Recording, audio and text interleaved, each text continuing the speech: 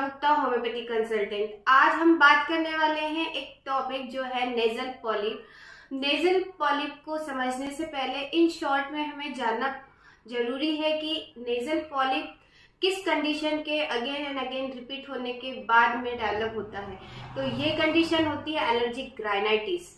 Allergic rhinitis simple एक term है जिसमें राइनस यानी नेजल म्यूकोजा का इन्फ्लामेशन जिसे हम राइनाइटिस कहते हैं और ये एलर्जिक होता है। उस कंडीशन में अगेन एंड अगेन इन्फेक्शन होने की वजह से यह राइनोसाइनोसाइटिस यानी नेजल म्यूकोजा की साइनस म्यूकोजा का इन्फ्लामेशन और उस कंडीशन में डेवलप होने लगता है सिस्टिक फाइब्रोसिस जो कि कहलाता है नेजल पॉलिप।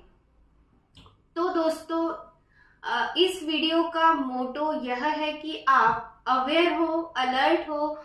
एक अर्ली स्टेज में आपको राइनाइटिस की कंडीशन में आपको अपनी इम्यूनिटी को बूस्ट करने के लिए जहां पे IgE antibody and IgG antibody का इम्बैलेंस कंडीशन होने की वजह से राइनाइटिस एलर्जिक कंडीशन मैनिफेस्ट होती है और उस कंडीशन में आपको अलर्ट एंड अवेयर होने की जरूरत है। वहां पे आपको प्रिकॉशनरी ट्रीटमेंट बहुत ही जरूरी होता है, अदरवाइज यही कंडीशन लॉन्ग टर्म पर नेजल पॉलिप के फॉर्म में कन्वर्ट होती है। और नेजल पॉलिप के बेसिक जो सिम्टम होते हैं वो होता है कंजेशन, नोज ब्लॉकेज जिसमें पेशेंट बहुत ज्यादा प्रॉब्लमेटिक होता है रेस्पिरेटरी कंडीशन में।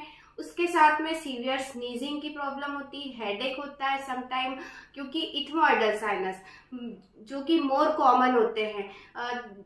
दोनों तरह के इथमोइडल साइनस का इन्फ्लामेशन एंड उसके बाद में पॉलिप डेवलप होना। यदि दोनों बाइलेटरल पॉलिप डेवलप हो रहा है तो आपकी कंडीशन वेरी क्रिटिकल रहती है और उस कंडीशन के वजह से यदि वह ट्रीट नहीं किया जाता है प्रॉपरली, यह एक सर्जिकल केस से ही रिमूव होता है। तो दोस्तों आपको यहाँ पे होम्योपैथी ट्रीटमेंट से बेस्ट रिजल्ट मिल सकता है और ये एलर्जिक कंडीशन में आपकी इम्यूनिटी को बूस्ट करेगी मेडिसिन, आपको आगे होने वाले कॉम्प्लिकेशन से बिल्कुल सेफ रखेगी, जैसे कि नेजल पॉलिप हुआ, एलर्जिक अस्थमा हुआ है या और भी सीवियर साइनस कंडीशंस। इन सारी चीजों से आप सेफ हो सकते हैं। अर्ली स्टेज पर आपको अवेयर होने की जरूरत है और प्रॉपर ट्रीटमेंट की जरूरत है। यहाँ पे कुछ होम्योपैथी की मेडिसिन होती हैं जैसे आर्सेनिक एल्बम, यूफ्रेशिया और लेमना माइनर, एलियम सीपा जैसी मेडिसिन जो कि आपकी एलर्जी को कंट्रोल करेगी, फर्दर चेंजेस जो नेजल पॉलिप में कन्वर्ट हो रहे हैं उससे भी कंट्रोल करेगी।